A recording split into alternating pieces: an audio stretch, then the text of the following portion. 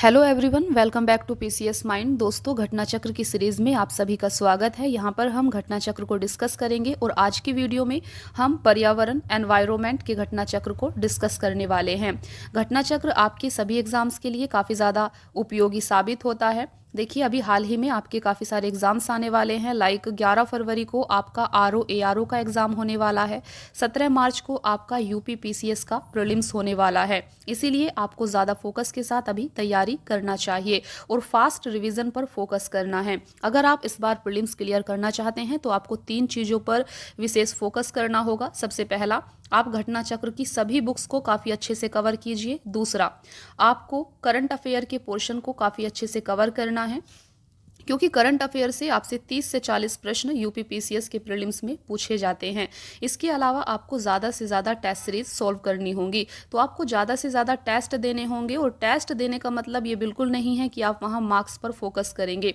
Test देने के दौरान आपको ये चीज़ समझनी होगी, आपकी वीकनेस क्या है और आपकी स्ट्रेंथ क्या है। टेस्ट देने का सही मतलब यही होता है, आपको अपनी वीकनेस और स्ट्रेंथ को पहचानना है, देन उन पर काम करना है। चलिए फिर आज की क्लास में पर्यावरण और पारिस्थितिकी के घटना चक्र को डिस्कस करेंगे। आज की क्लास को हम शुरू करते हैं। देखिए, यह आपकी एक मैराथन क्लास होने वाली है। यहाँ पर हम काफ़ी सारे पोर्शन को आज की वीडियो में ही कवर कर देंगे।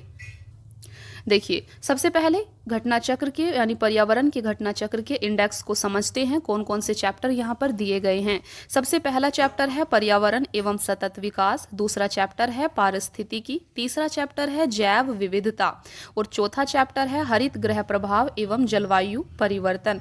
पांचवा चैप्टर है ओजोन परत क्षरण। देखिए, आप यहाँ पर देख सकते हैं एनवायरनमेंट के जो मोस्ट इंपॉर्टेंट टॉपिक हैं, जहाँ से आपसे लगातार प्रश्न पूछे जाते हैं, यहाँ पर आपके काफ़ी अच्छे से कवर हो जाते हैं, क्योंकि यहाँ पर टू द पॉइंट और जो भी मोस्ट इंपॉर्टेंट चीज़ें होती हैं उन्हीं को यहाँ पर कवर किया गया होता है। घटना चक्र आपका पीवाईक्यू यानी कि प्रीवियस ईयर क्वेश्चंस पर बेस्ड होता है। सभी एग्जाम्स के प्रीवियस ईयर क्वेश्चंस को यहाँ पर कवर किया जाता है, इसीलिए ये आपके लिए बहुत ज़्यादा उपयोगी होता है। छठा चैप्टर है आपका यहाँ पर वन एवं वन्य जीव, सातवां चैप्टर है अभयारण्य और जैव मंडल रिजर्व, आठवां चैप्टर है वैकल्पिक ऊर्जा, नौवां चैप्टर है प्रदूषण, 10वां चैप्टर है जल संरक्षण और 11वां चैप्टर यहाँ पर मिसलेनियस दिया गया है। तो इन्हीं सब यहाँ पर चैप्टर्स को हम कवर करने वाले हैं। चलिए फिर स्टार्ट करते हैं।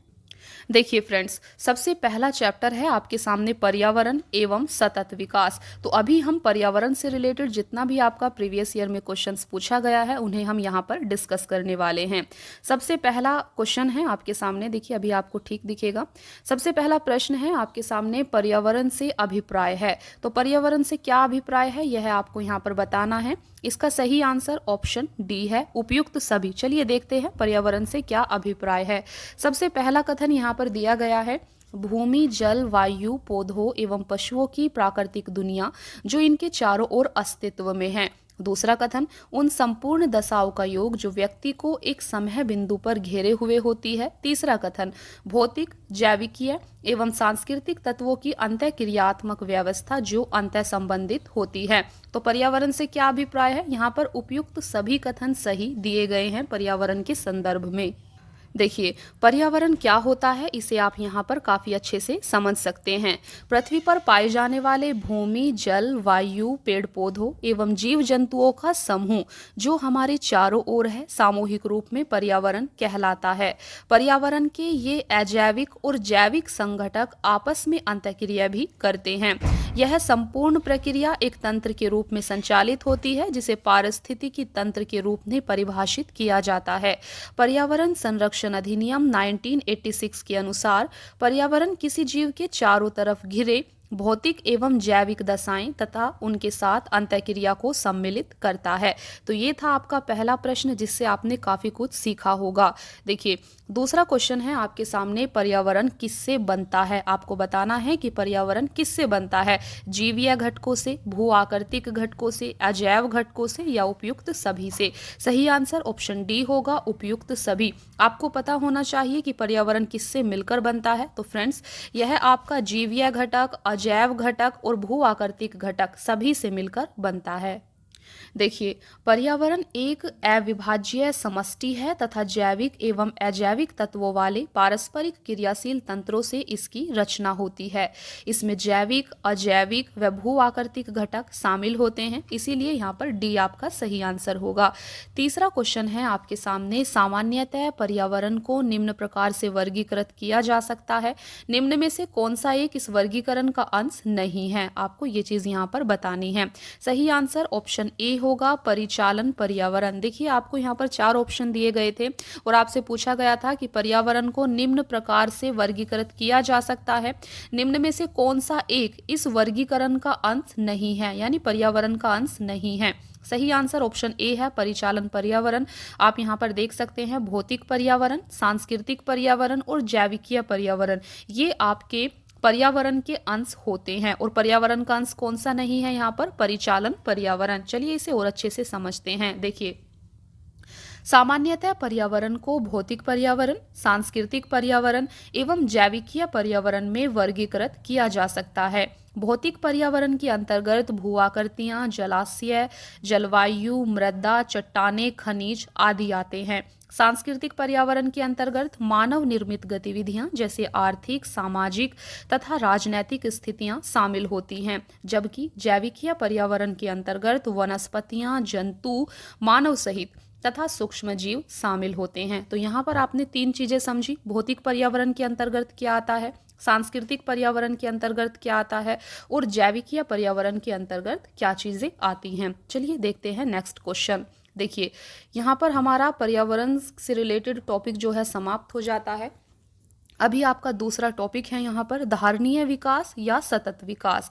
तो सस्टेनेबल डेवलपमेंट से प्रीवियस ईयर में कौन कौन से प्रश्न हैं जो पूछे गए हैं, चलिए इन्हें डिस्कस करते हैं। तो इस टॉपिक में सबसे पहला प्रश्न है आपके सामने, कथन और कारण आपको यहाँ पर दिया गया है। कथन कहता है कि सतत विकास मानव समाज के कल्याण हेतु महत्वपूर्ण है। कारण कहता है सतत विकास से अभिप्राय ऐसे विकास से है जो भावी पीढ़ियों की जरूरतें पूरी करने की योग्यता को प्रभावित किए बिना वर्तमान समय की आवश्यकता पूरी करे। तो यहाँ पर आपको बताना है कौन सा यहाँ पर सही होगा। पहला ऑप्शन दिया गया है ए तथा आर दोनों सही हैं तथा आर ए की सही व्याख्या है। तो फ्रेंड्स आपको बता दें कि यहाँ पर सही आंसर आपका ऑप्शन ए होगा।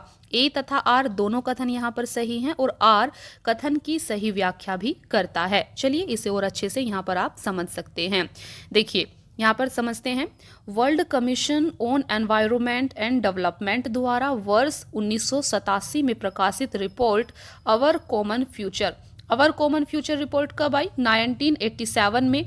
अवर कॉमन फ्यूचर रिपोर्ट को ब्रंटलैंड रिपोर्ट के नाम से भी जाना जाता है, इसे आपको यहाँ पर याद रखना है। तो अवर कॉमन फ्यूचर रिपोर्ट के अनुसार सतत विकास से अभिप्राय ऐसे विकास से होता है जो भावी पीढ़ियों की जरूरतें पूरी करने की योग्यता को प्रभावित किए बिना वर्तमान समय की आवश्यकता पूरी करे।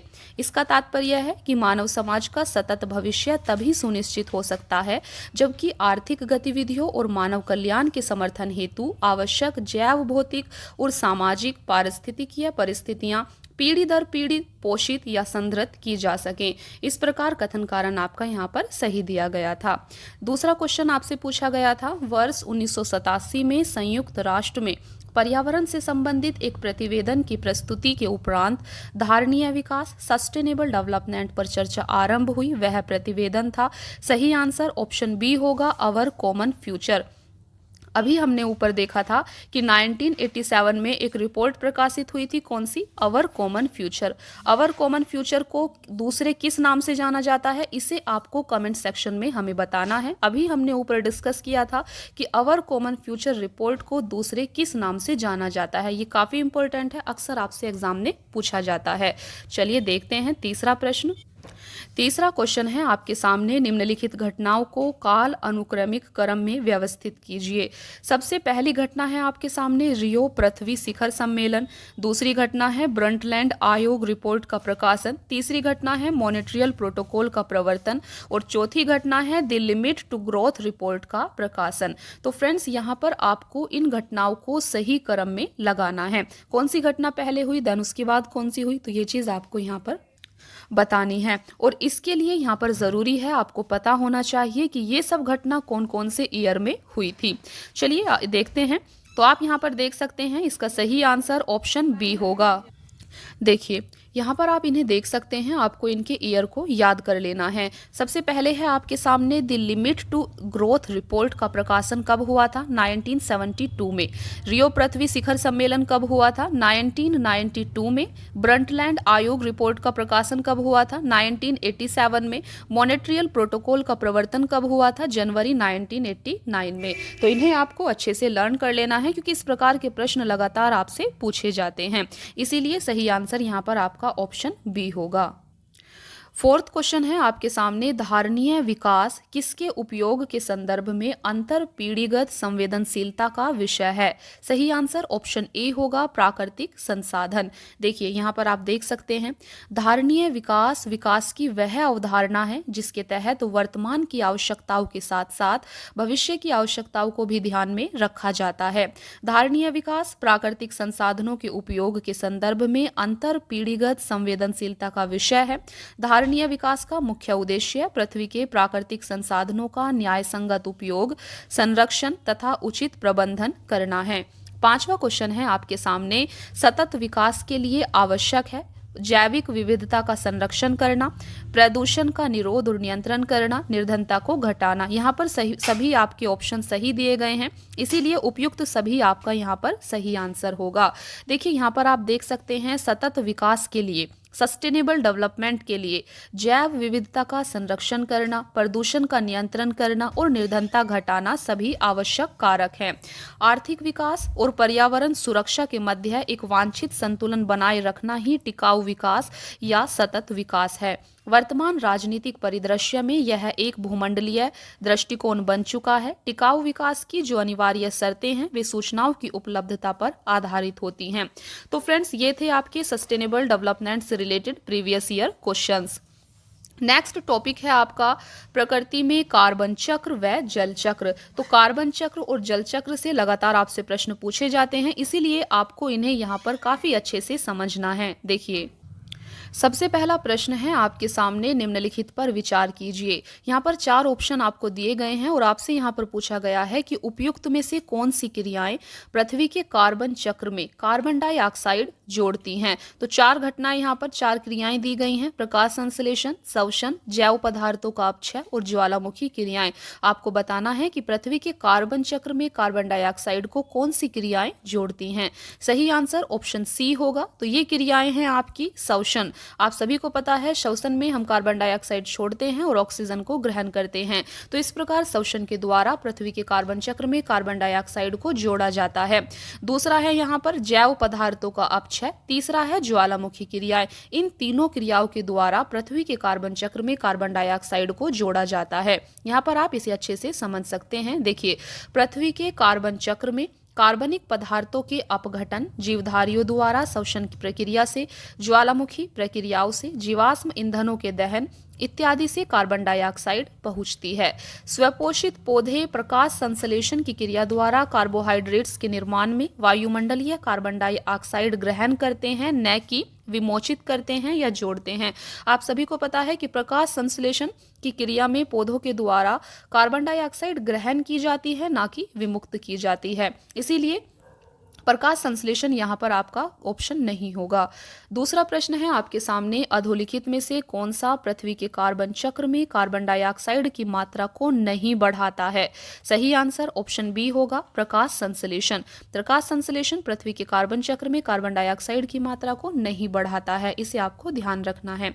तीसरा क्वेश्चन है आपके सामने, सौर विकिरण की सबसे महत्वपूर्ण भूमिका है। सही आंसर ऑप्शन सी होगा, जल चक्र में। तो सौर विकिरण की सबसे महत्वपूर्ण भूमिका जल चक्र में होती है। चलिए समझते हैं कैसे। देखिए जल चक्र में सौर विकिरण की सबसे महत्वपूर्ण भूमिका है। सौर विकिरण जल चक्र को चालित करता है और जल का वाष्पीकरण करता है। सौर विकिरण द्वारा बर्फ का जल में द्रवीकरण होता है। जल चक्र हाइड्रोस्फीयर में जल की विभिन्न गतिविधियों को दर्शाता है। फोर्थ क्वेश्चन है आपके सामने, वर्षा की मात्रा निर्भर करती है हवा के दबाव पर, वायुमंडल में नमी पर, जल चक्र पर या तापक्रम पर? सही आंसर ऑप्शन बी होगा, वायुमंडल में नमी पर। तो वर्षा की मात्रा निर्भर करती है वायुमंडल में नमी पर। देखिए, वायुमंडल में नमी वर्षा की मात्रा का निर्धारण करती है। सभी प्रकार की वर्षा की मात्रा जैसे बूंदाबांदी, वर्षा, बर्फबारी इत्यादि वायुमंडल में नमी की मात्रा में बढ़ोतरी से बढ़ जाती है। पांचवा क्वेश्चन है आपके सामने, कई प्रतिरोपित पौधे इसलिए नहीं बढ़ते हैं क्योंकि? सही आंसर ऑप्शन सी होगा, प्रतिरोपण के दौरान अधिकांश मूल रोम नष्ट हो जाते हैं। तो कई प्रतिरोपित पौधे इसलिए नहीं बढ़ते क्योंकि प्रतिरोपण के दौरान अधिकांश मूल रोम नष्ट हो जाते हैं। देखिए, यहाँ पर आप इसे अच्छे से समझ सकते हैं कि पौधों के अधिकांश मूल रोम प्रतिरोपण के कारण नष्ट हो जाते हैं, इसलिए कई प्रतिरोपित पौधों में वृद्धि नहीं होती है। खेतों में उर्वरकों का प्रयोग करने पर यदि शीघ्र ही अधिक जल से खेतों की सिंचाई नहीं होती तो मृदा विलयन की सांद्रता अधिक हो जाती है। इससे जड़ के मूल रोमों द्वारा जल अवशोषण कठिन हो जाता है, जिस कारण पौधे मुरझा जाते हैं। नेक्स्ट टॉपिक है आपका वायुमंडल। तो वायुमंडल से रिलेटेड कौन कौन से प्रश्न आपसे प्रीवियस ईयर में पूछे गए हैं, चलिए इन्हें देखते हैं। सबसे पहला क्वेश्चन है आपके सामने, पृथ्वी के चारों ओर गैसों के समूह को क्या कहते हैं? सही आंसर ऑप्शन सी होगा, वायुमंडल। देखिए, पृथ्वी के चारों ओर विद्यमान गैसों के समूह को वायुमंडल कहते हैं। इसमें नाइट्रोजन, ऑक्सीजन, कार्बन डाइऑक्साइड तथा अन्य गैसें पाई जाती हैं। दूसरा क्वेश्चन है आपके सामने, वायु क्या है? यौगिक है, तत्व है, मिश्रण है, विद्युत अपघटय है?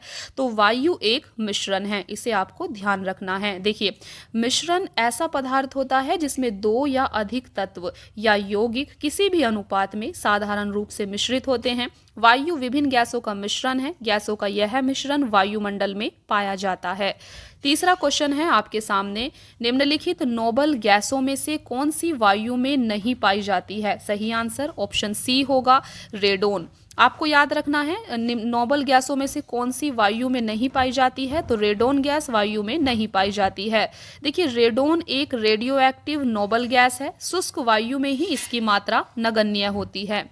फोर्थ क्वेश्चन है आपके सामने, शुष्क हवा में नाइट्रोजन की मात्रा होती है। सही आंसर ऑप्शन डी होगा, 78%। देखिए, वायुमंडल में nitrogen, oxygen, argon, carbon dioxide, neon, helium इत्यादि गैसें उपस्थित रहती हैं। शुष्क वायु में घनत्व के अनुसार सर्वाधिक मात्रा नाइट्रोजन की होती है, यह 78.08% होती है। इसे आपको ध्यान रखना है। पांचवा क्वेश्चन है आपके सामने, वातावरण में सर्वाधिक प्रतिशत है? सही आंसर ऑप्शन सी होगा, नाइट्रोजन का। छठा क्वेश्चन है, हवा में जिस गैस की मात्रा सबसे अधिक है वह है? सही आंसर ऑप्शन डी होगा, नाइट्रोजन। देखिए, सातवां क्वेश्चन है आपके सामने, यदि पृथ्वी पर पाई जाने वाली वनस्पतियां, पेड़ पौधे समाप्त हो जाएं तो किस गैस की कमी होगी? इसका सही आंसर ऑप्शन डी होगा, ऑक्सीजन। आपको यहाँ पर समझ में आ गया होगा कि यदि पृथ्वी पर पाई जाने वाली वनस्पतियां, पेड़ पौधे समाप्त हो जाते हैं तो पृथ्वी पर सबसे ज़्यादा ऑक्सीजन की कमी होगी। देखिए, यहाँ पर आप इसे अच्छे से समझ सकते हैं। पेड़ पौधे प्राणवायु, ऑक्सीजन का उत्सर्जन और वायुमंडल को दूषित करने वाली ग्लोबल वार्मिंग के लिए जिम्मेदार गैस कार्बन डाइऑक्साइड का अवशोषण करते हैं। अगर वनस्पतियां नहीं होंगी तो ऑक्सीजन की कमी से पृथ्वी के जीवन पर घातक प्रभाव पड़ेगा। आठवां क्वेश्चन है आपके सामने, निम्न में से कौन सा कार्य पेड़ पौधों का नहीं है? सही आंसर ऑप्शन सी होगा, वायु का प्रदूषण। आप सभी को पता है कि वायु का प्रदूषण यह कार्य पेड़ पौधों का नहीं है। पेड़ पौधों के द्वारा कार्बन डाइऑक्साइड का अवशोषण किया जाता है, सौर का अवशोषण किया जाता है, ऑक्सीजन की विमुक्ति की जाती है। ये सभी कार्य पेड़ पौधों के द्वारा किया जाता है, जबकि वायु का प्रदूषण पेड़ पौधों के द्वारा नहीं किया जाता।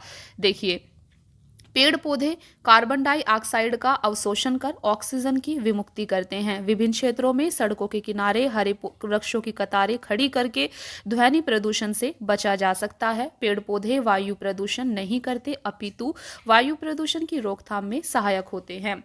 नेक्स्ट टॉपिक है आपका पर्यावरण सुरक्षा। तो पर्यावरण सुरक्षा से रिलेटेड क्वेश्चंस को अभी हम डिस्कस करेंगे। सबसे पहला क्वेश्चन है आपके सामने, पर्यावरण अपकर्ष से अभिप्राय है। आपको बताना है पर्यावरण अपकर्ष क्या होता है। देखिए, सबसे पहला कथन है पर्यावरणीय गुणों का पूर्ण रूप से निम्नीकरण। दूसरा कथन है मानवीय क्रियाकलापों से विपरीत परिवर्तन लाना। तीसरा कथन है पारिस्थितिकीय विभिन्नता के परिणाम स्वरूप पारिस्थितिकीय असंतुलन। और चौथा कथन है उपयुक्त सभी। सही आंसर ऑप्शन डी होगा, उपयुक्त सभी यहाँ पर पर्यावरण अपकर्ष के संदर्भ में दिए गए हैं। देखिए, यहाँ पर आप देख सकते हैं प्राकृतिक आवास का विनाश, जैव विविधता की हानि या प्राकृतिक संसाधनों के क्षरण होने से पर्यावरण को होने वाले नुकसान को पर्यावरण अपकर्ष कहते हैं। दूसरा क्वेश्चन है आपके सामने, अपक्षय का विचार संबंधित है। सही आंसर ऑप्शन सी होगा, एक प्राकृतिक क्रिया जो चट्टानों को सूक्ष्म कणों में विभक्त करती है, यह आपका अपक्षय कहलाता है। देखिए, अपक्षय चट्टानों की टूट फूट की क्रिया है। वह क्रिया है जिसके अंतर्गत चट्टानें विघटन तथा वियोजन द्वारा ढीली पड़कर एवं विदीर्ण होकर अपने स्थान पर ही बिखर कर रह जाती हैं। तीसरा क्वेश्चन है आपके सामने, निम्न में से किस एक का संबंध पर्यावरणीय सुरक्षा से नहीं है। पहला कथन धारणीय विकास, दूसरा कथन गरीबी कम करना, तीसरा वातानुकूलन, चौथा कागज के थैलों का प्रयोग करना। आपको बताना है पर्यावरणीय सुरक्षा से किसका संबंध नहीं है। सही आंसर ऑप्शन बी होगा, गरीबी कम करना। गरीबी कम करने का संबंध पर्यावरणीय सुरक्षा से नहीं है, जबकि धारणीय विकास, वातानुकूलन और कागज के थैलों का प्रयोग, इन सभी का संबंध पर्यावरणीय सुरक्षा से जुड़ा हुआ है। यहाँ पर आप इसे समझ सकते हैं। देखिए, धारणीय विकास एवं कागज के थैलों का प्रयोग पर्यावरणीय सुरक्षा के सकारात्मक पहलू से संबंधित है। वातानुकूलन का पर्यावरणीय सुरक्षा के नकारात्मक पहलू से संबंध है, जबकि गरीबी कम करने से पर्यावरण पर नकारात्मक एवं सकारात्मक दोनों प्रभाव पड़ते हैं। दूसरे दृष्टिकोण से देखा जाए तो गरीबी का पर्यावरण से अप्रत्यक्ष संबंध है, जबकि धारणीय विकास, कागज के थैलों का प्रयोग एवं वातानुकूलन का पर्यावरण से प्रत्यक्ष संबंध है। नेक्स्ट टॉपिक है आपका धारणीय विकास, सस्टेनेबल डेवलपमेंट। तो अभी हम सस्टेनेबल डेवलपमेंट से कौन से प्रीवियस ईयर में क्वेश्चंस आपसे पूछे गए हैं, इन्हें हम यहाँ पर डिस्कस करेंगे। सबसे पहला क्वेश्चन है आपके सामने, पहला कथन है धारणीय विकास लक्ष्य यानी कि सस्टेनेबल डेवलपमेंट गोल्स पहली बार 1972 में एक वैश्विक विचार मंडल थिंक टैंक ने, जिसे क्लब ऑफ रोम कहा जाता था, प्रस्तावित किया था। दूसरा कथन है धारणीय विकास लक्ष्य 2030 तक प्राप्त किए जाने हैं। आपको बताना है कौन सा कथन यहाँ पर सही होगा। तो फ्रेंड्स, यहाँ पर सही कथन है आपका ऑप्शन बी। केवल 2 कथन ही यहाँ पर आपका सही दिया गया है। धारणीय विकास लक्ष्य 2030 तक प्राप्त किए जाने हैं, यहां पर आप समझ सकते हैं। धारणीय विकास लक्ष्य सस्टेनेबल डेवलपमेंट गोल्स को सर्वप्रथम वर्ष 2012 में रियो+20 सम्मेलन में प्रस्तावित किया गया था। सस्टेनेबल डेवलपमेंट यानी कि धारणीय विकास, विकास की वह अवधारणा है जिसके तहत वर्तमान की आवश्यकताओं के साथ साथ भविष्य की आवश्यकताओं को भी ध्यान में रखा जाता है। इसी तत्वाधान में धारणीय विकास लक्ष्य बनाए गए हैं, जिन्हें वर्ष 2030 तक प्राप्त करने का लक्ष्य है। तीसरा प्रश्न है आपके सामने, निम्न में से कौन सा राज्य भारत की धारणीय विकास लक्ष्य सूचकांक 2019-20 के शीर्ष 5 राज्यों की सूची में नहीं है। सही आंसर ऑप्शन ए है, गुजरात। चलिए इसे समझते हैं कि आखिर यहाँ पर ये क्या कहना चाह रहा है। देखिए, दिसंबर 2019 में नीति आयोग द्वारा सतत विकास लक्ष्य भारत सूचकांक 2019-20 जारी किया गया। इस सूचकांक में राज्यों की संयुक्त रैंकिंग में केरल प्रथम स्थान पर, हिमाचल प्रदेश दूसरे स्थान पर, आंध्र प्रदेश, तमिलनाडु तथा तेलंगाना तीसरे स्थान पर रहे। गुजरात शीर्ष 5 राज्यों की सूची में शामिल नहीं है, यहाँ पर आप देख सकते हैं। चलिए देखते हैं नेक्स्ट क्वेश्चन। नेक्स्ट है आपका नीति आयोग द्वारा हाल ही में जारी सतत विकास लक्ष्य इंडिया सूचकांक 2019 के अनुसार कौन सा राज्य प्रथम स्थान पर रहा। सही आंसर ऑप्शन डी होगा, केरल। देखते हैं नेक्स्ट क्वेश्चन। 5वां क्वेश्चन है आपके सामने, सस्टेनेबल एग्रीकल्चर का अर्थ है। देखिए, यहाँ पर सही आंसर ऑप्शन सी होगा, भूमि का इस प्रकार प्रयोग कि उसकी गुणवत्ता अक्षुण्ण बनी रहे। तो सस्टेनेबल एग्रीकल्चर क्या होता है? भूमि का, देखिए, धारणीय कृषि का अर्थ है पर्यावरण को अक्षुण्ण रखते हुए भूमि का इस प्रकार प्रयोग करना कि उसकी गुणवत्ता लंबे समय तक बनी रहे। नेक्स्ट टॉपिक है आपका पृथ्वी शिखर सम्मेलन, रियो समिट। ये काफ़ी इंपॉर्टेंट टॉपिक है पृथ्वी शिखर सम्मेलन, इसे हम अभी डिटेल में समझने वाले हैं। चलिए देखते हैं। पृथ्वी शिखर सम्मेलन को रियो समिट भी कहा जाता है, इसे आपको ध्यान रखना है। सबसे पहला प्रश्न है आपके सामने, रियो डी जेनेरियो में संपन्न अंतर्राष्ट्रीय सम्मेलन था। सही आंसर ऑप्शन ए होगा संयुक्त राष्ट्र पर्यावरण एवं विकास सम्मेलन। संयुक्त राष्ट्र पर्यावरण एवं विकास सम्मेलन यह आपका एक अंतर्राष्ट्रीय सम्मेलन था जो रियो डी जेनेरियो में संपन्न हुआ था। देखिए रियो डी जेनेरियो कहाँ पर है? रियो डी जेनेरियो यह आपका ब्राजील में है। तो रियो डी जेनेरियो ब्राजील में वर्ष 1992 में संपन्न अंतर्राष्ट्रीय पृथ्वी शिखर सम्मेलन अर्थ समिट संयुक्त राष्ट्र का पर्यावरण एवं विकास सम्मेलन था। दूसरा क्वेश्चन है आपके सामने, भूमंडलीय पर्यावरण सुविधा के संदर्भ में निम्न में से कौन सा कथन सही है? सबसे पहला कथन यहाँ पर आपको दिया गया है। देखिए सबसे पहला कथन ही यहाँ पर आपका सही कथन है। तो यह कथन क्या है? भूमंडलीय पर्यावरण सुविधा। देखिए तो भूमंडलीय पर्यावरण सुविधा का मतलब होता है यह जैव विविधता पर अभिसमय एवं जलवायु परिवर्तन पर संयुक्त राष्ट्र ढांचा अभिसमय के लिए वित्तीय क्रियाविधि के रूप में काम करता है। तो यह आपका भूमंडलीय पर्यावरण सुविधा का मतलब है। यहाँ पर आप इसको थोड़ा डिटेल में समझ सकते हैं। देखिए रियो अर्थ समिट 1992 के दौरान वैश्विक पर्यावरण सुविधा ग्लोबल एनवायरमेंट फैसिलिटी की स्थापना की गई। भूमंडलीय पर्यावरण सुविधा यानी कि ग्लोबल एनवायरमेंट फैसिलिटी जैव विविधता पर अभिसमय, जलवायु परिवर्तन पर संयुक्त राष्ट्र ढांचा अभिसमय, मरुस्थलीकरण के विरुद्ध संयुक्त राष्ट्र अभिसमय इत्यादि के लिए वित्तीय क्रियाविधि के रूप में काम करता है। नेक्स्ट टॉपिक है आपका एजेंडा 21। एजेंडा 21 काफ़ी ज़्यादा इंपॉर्टेंट टॉपिक है, यहाँ से लगातार आपसे एग्जाम में क्वेश्चन पूछे जाते हैं। चलिए देखते हैं एजेंडा 21 से कौन कौन से प्रश्न आपसे प्रीवियस ईयर में पूछे गए हैं। देखिए सबसे पहला प्रश्न है आपके सामने, समाचारों में कभी कभी दिखने वाला एजेंडा 21 के संदर्भ में निम्नलिखित कथनों पर विचार करें। सबसे पहला कथन है यह धारणीय विकास के लिए एक वैश्विक कार्य योजना है। दूसरा कथन है 2002 में जोहान्सबर्ग में हुए धारणीय विकास पर विश्व शिखर सम्मेलन में इसकी उत्पत्ति हुई। तो फ्रेंड्स इसका सही आंसर ऑप्शन ए होगा, केवल एक। देखिए यहाँ पर आप इसको अच्छे से समझिए। एजेंडा 21 धारणीय विकास के लिए एक वैश्विक कार्य योजना है। ब्राजील की राजधानी रियो डी जेनेरियो में वर्ष 1992 में पर्यावरण और विकास सम्मेलन आयोजित किया गया। इसे अर्थ समिट या पृथ्वी शिखर सम्मेलन भी कहा जाता है। इसमें सम्मिलित देशों ने धारणीय विकास के लिए एक कार्यवाही योजना स्वीकृत की जिसे एजेंडा 21 के नाम से जाना जाता है। दूसरा क्वेश्चन है आपके सामने, पृथ्वी शिखर सम्मेलन का आयोजन किया गया था। सही आंसर ऑप्शन बी होगा, रियो में। आपको याद रखना है पृथ्वी शिखर सम्मेलन का आयोजन रियो डी जेनेरियो में किया गया था जो कि ब्राजील का एक शहर है। देखिए संयुक्त राष्ट्र संघ द्वारा पर्यावरण एवं सतत विकास पर पहला पृथ्वी शिखर सम्मेलन वर्ष 1992 में रियो डी जेनेरियो ब्राजील में आयोजित किया गया था। अंतर्राष्ट्रीय स्तर पर पर्यावरण संरक्षण एवं विकास की दिशा में यह महत्वपूर्ण प्रयास था।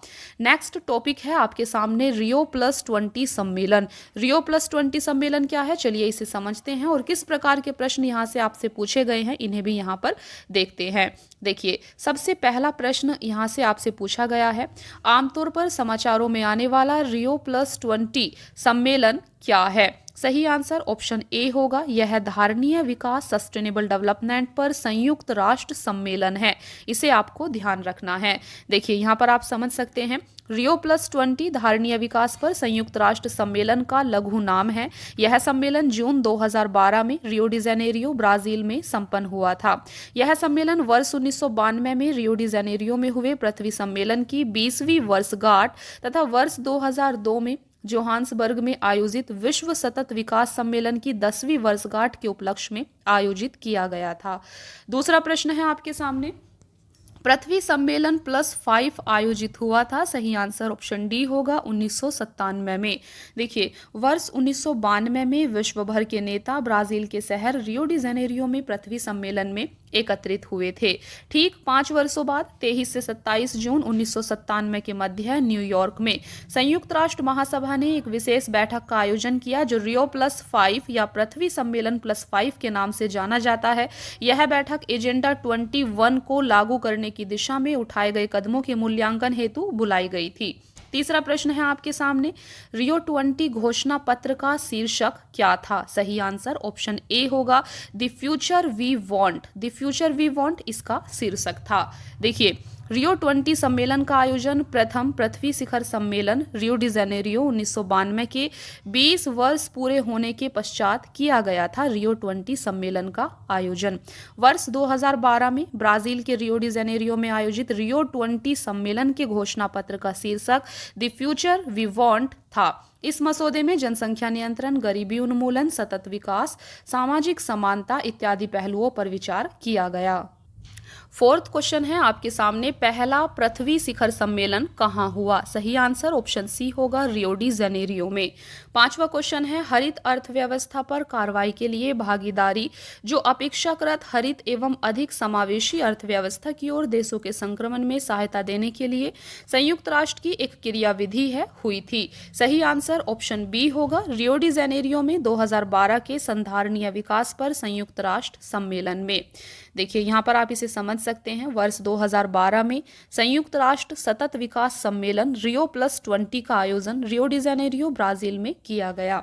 इसी सम्मेलन में हरित अर्थव्यवस्था में रुचि रखने वाले देशों को समर्थन प्रदान करने के लिए सरकारों आदि से कार्यवाही का आह्वान किया गया। इसी आह्वान पर संयुक्त राष्ट्र की प्रत्यक्ष प्रतिक्रिया के फलस्वरूप हरित अर्थव्यवस्था पर कार्रवाई के लिए भागीदारी partnership for action on green economy का सृजन किया गया। नेक्स्ट टॉपिक है आपका विभिन्न संगठन एवं संस्थान।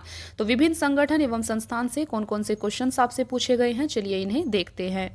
सबसे पहला क्वेश्चन है आपके सामने, राष्ट्रीय पर्यावरण अभियांत्रिकी शोध संस्थान नीरी अवस्थित है। तो ये कहाँ पर है? सही आंसर ऑप्शन सी होगा नागपुर में। यह आपका नागपुर में है। देखिए, राष्ट्रीय पर्यावरण अभियांत्रिकी शोध संस्थान नीरी महाराष्ट्र राज्य के नागपुर शहर में अवस्थित है। नीरी भारत सरकार के विज्ञान एवं प्रौद्योगिकी मंत्रालय के अधीन कार्य करता है। दूसरा प्रश्न है, राष्ट्रीय पर्यावरण अभियांत्रिकी शोध संस्थान नीरी कब और कहां स्थापित की गई? सही आंसर ऑप्शन बी होगा 1958 नागपुर में। तो आप देख सकते हैं, NEERI National Environmental Engineering Research Institute की स्थापना वर्ष 1958 में नागपुर में की गई थी। वर्तमान में इसके निदेशक डॉक्टर अतुल नारायण वैद हैं। देखिए, 2017 का प्रश्न है, इस डेटा को आप एक बार चेक भी कर सकते हैं। तीसरा क्वेश्चन है आपके सामने, एनईए नेशनल एनवायरनमेंट अथॉरिटी से आशय है। देखिए, एनईए से क्या आशय है? सही आंसर ऑप्शन बी होगा नेशनल एनवायरनमेंट अथॉरिटी। यहाँ पर आपसे एनईए की फुल फॉर्म पूछी गई थी, तो आप यहाँ पर आप देख सकते हैं। देखिए, एनईए का तात्पर्य है नेशनल एनवायरनमेंट अथॉरिटी से। यद्यपि इसका पूरा नाम राष्ट्रीय पर्यावरण अपीलीय प्राधिकरण है। एनईए का गठन वन व पर्यावरण मंत्रालय के द्वारा किया गया है। इसे कुछ प्रतिबंधित क्षेत्रों में ऐसे मामलों को देखने के लिए जिनमें पर्यावरण मंजूरी आवश्यक है स्थापित किया गया था। इसे राष्ट्रीय पर्यावरण अपीलीय प्राधिकरण अधिनियम 1997 के तहत स्थापित किया गया था, ताकि पर्यावरण संरक्षण अधिनियम 1986 के तहत क्षेत्रों के प्रतिबंध हेतु किसी भी उद्योग संचालन या प्रक्रिया या उद्योगों संचालन या प्रक्रियाओं की श्रेणी के संबंध में अपील की सुनवाई की जा सके। फोर्थ क्वेश्चन है, विश्व मौसम विज्ञान संगठन का मुख्यालय अवस्थित है। सही आंसर ऑप्शन ए होगा जेनेवा में। इसे आपको ध्यान रखना है। विश्व मौसम विज्ञान संगठन संयुक्त राष्ट्र की एक विशेषज्ञ एजेंसी है जो पृथ्वी के वायुमंडल की दशा और व्यवहार का अध्ययन करती है। इसका मुख्यालय जेनेवा स्विट्जरलैंड में स्थित है। फिफ्थ क्वेश्चन है आपका, यूएनईपी का मुख्यालय अवस्थित है। सही आंसर ऑप्शन सी होगा नैरोबी में। देखिए, यूएनईपी की फुल फॉर्म होती है यूनाइटेड नेशन एनवायरनमेंट प्रोग्राम, और यूएनईपी की स्थापना वर्ष 1972 में हुई थी। इसका मुख्यालय नैरोबी केन्या में अवस्थित है। सिक्स्थ क्वेश्चन है आपका, संयुक्त राष्ट्र पर्यावरण कार्यक्रम का मुख्यालय कहाँ है? सही आंसर ऑप्शन बी होगा नैरोबी में। सेवंथ क्वेश्चन है, ईपीए का फुल फॉर्म क्या है?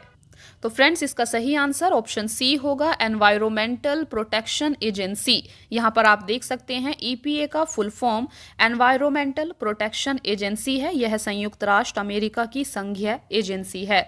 8वां क्वेश्चन है, ग्रीन पीस इंटरनेशनल का मुख्यालय अवस्थित है। सही आंसर ऑप्शन ए होगा, एम्स्टर्डम में। देखिए, ग्रीन पीस इंटरनेशनल एक गैर सरकारी पर्यावरण संगठन है। इसका मुख्यालय नीदरलैंड्स के एम्स्टर्डम में स्थित है।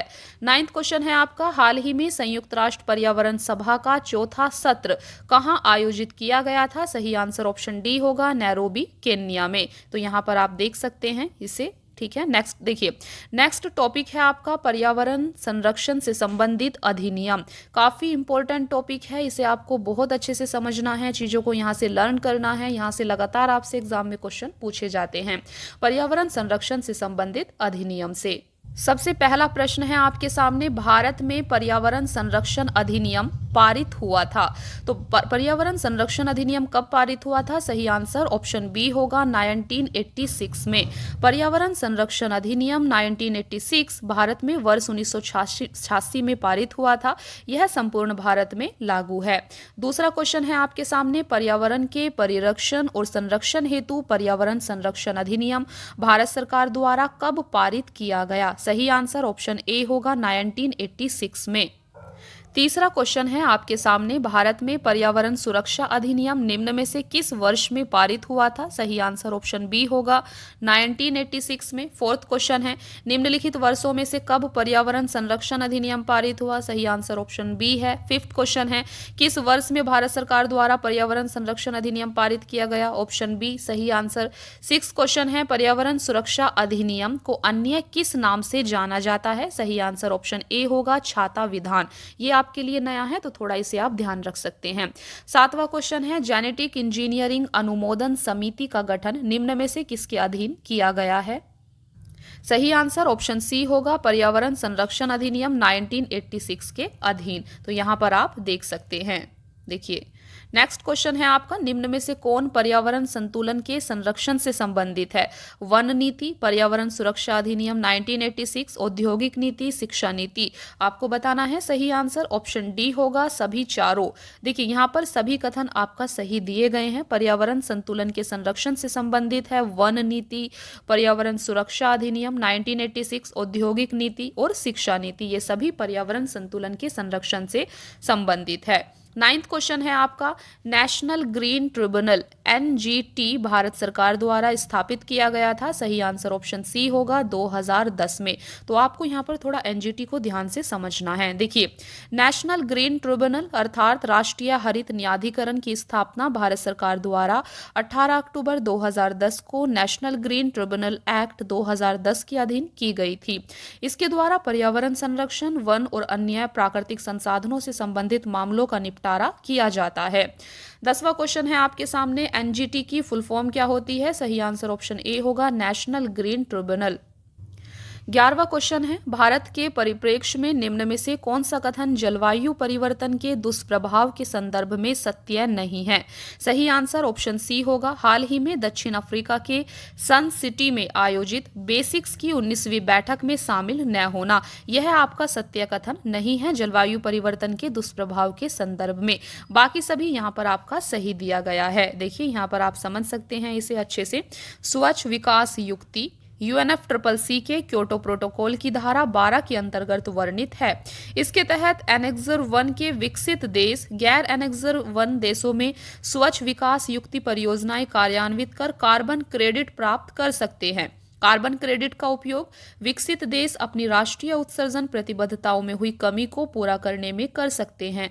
भारत सरकार द्वारा जलवायु परिवर्तन के दुष्प्रभाव को कम करने के लिए नेशनल एडॉप्टेशन फंड की स्थापना की गई है। बेसिक की 19वीं बैठक में शामिल न होने का जलवायु परिवर्तन के दुष्प्रभाव का सामना करने से कोई संबंध नहीं है। 12वां क्वेश्चन है, राष्ट्रीय हरित न्यायाधिकरण अधिनियम 2010 भारतीय संविधान के निम्न में से कौन से प्रावधान के अनुरूप अधिनियमित हुआ था। पहला कथन यहाँ पर आपको दिया गया है। देखिए, सही आंसर तो आपका ऑप्शन ए है, केवल एक कथन ही यहाँ पर सही दिया गया है और केवल एक कथन कहता है आपका कि स्वस्थ पर्यावरण के अधिकार के अनुरूप जो अनुच्छेद 21 के अंतर्गत जीवन के अधिकार का अंग माना जाता है।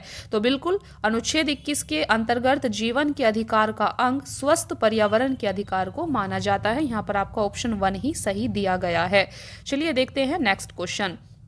13वां क्वेश्चन है आपके सामने, एनजीटी किस प्रकार केंद्रीय प्रदूषण नियंत्रण बोर्ड से भिन्न है? तो फ्रेंड्स यहाँ पर आपका कथन 2 ही सिर्फ सही दिया गया है। देखिए, एनजीटी पर्यावरणीय न्याय उपलब्ध कराता है और उच्चतर न्यायालयों में मुकदमों के भार को कम करने में सहायता प्रदान करता है, जबकि सीपीसीबी झरनों और कुओं की सफाई को प्रोत्साहित करता है और देश में वायु की गुणवत्ता में सुधार लाने का लक्ष्य रखता है। तो यहाँ पर सही कथन ऑप्शन बी है, केवल 2 कथन ही आपका यहाँ पर सही दिया गया था। देखिए, नेक्स्ट टॉपिक है आपके सामने पर्यावरण। पर्यावरण से रिलेटेड कुछ परीक्षा उपयोगी तथ्य यहाँ पर दिए गए हैं जिन्हें आपको समझना है। पहला क्वेश्चन है आपके सामने, कथन और कारण के रूप में दिया गया है। कथन कहता है प्राकृतिक वनस्पति जलवायु का सही सूचकांक है। कारण कहता है जल प्रिय पौधे आर्द्र जलवायु में पाए जाते हैं। आपको बताना है कौन सा यहाँ पर सही होगा। तो फ्रेंड्स यहाँ पर सही आंसर आपका ऑप्शन ए होगा। ए और आर दोनों सही हैं और आर एक ही सही स्पष्टीकरण भी करता है। देखिए यहाँ पर आप देख सकते हैं, प्राकृतिक वनस्पति जलवायु का सही सूचकांक है तथा वातावरण में कार्बन डाइऑक्साइड की बढ़ती मात्रा से हो रहे जलवायु परिवर्तन से प्राकृतिक वनस्पति में भी परिवर्तन हो रहा है। जल प्रिय पौधे वाटर लविंग प्लांट्स की जलवायु की आर्द्रता कम होने पर क्षरण होने लगता है। इस प्रकार स्पष्ट है कि कथन कारण दोनों सही हैं और कारण कथन का सही स्पष्टीकरण है। दूसरा क्वेश्चन काफी इंपॉर्टेंट है, इको मार्क। इको मार्क उन भारतीय उत्पादों को दिया जाता है जो, सही आंसर है ऑप्शन सी, पर्यावरण के प्रति मैत्रीपूर्ण हो। इसे आपको ध्यान रखना है। इको मार्क उन भारतीय उत्पादों को दिया जाता है जो पर्यावरण के प्रति मैत्रीपूर्ण हो। तो यहाँ पर आपने इसे देखा। तीसरा क्वेश्चन फिर से आपसे पूछा गया है, इको मार्क प्रतीक निम्न में से किससे संबंधित है? सही आंसर ऑप्शन बी होगा, पर्यावरण के लिए सुरक्षित सामग्री से।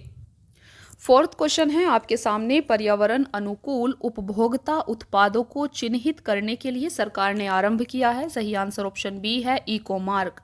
पांचवा क्वेश्चन है, वर्ष 1962 में प्रकाशित पुस्तक साइलेंट स्प्रिंग, जिससे विश्व के पर्यावरणीय आंदोलन को गति मिली, के लेखक हैं? सही आंसर ऑप्शन सी होगा, रेचल कार्सन। रेचल कार्सन यह आपके साइलेंट स्प्रिंग पुस्तक के लेखक हैं। काफी इंपॉर्टेंट बुक है, इसे आप देख सकते हैं यहाँ पर। साइलेंट स्प्रिंग पर्यावरण विज्ञान से संबंधित एक पुस्तक है जिसकी लेखिका अमेरिकी जीव विज्ञानी रेचल कार्सन है। यह पुस्तक सितंबर 1962 में प्रकाशित हुई थी।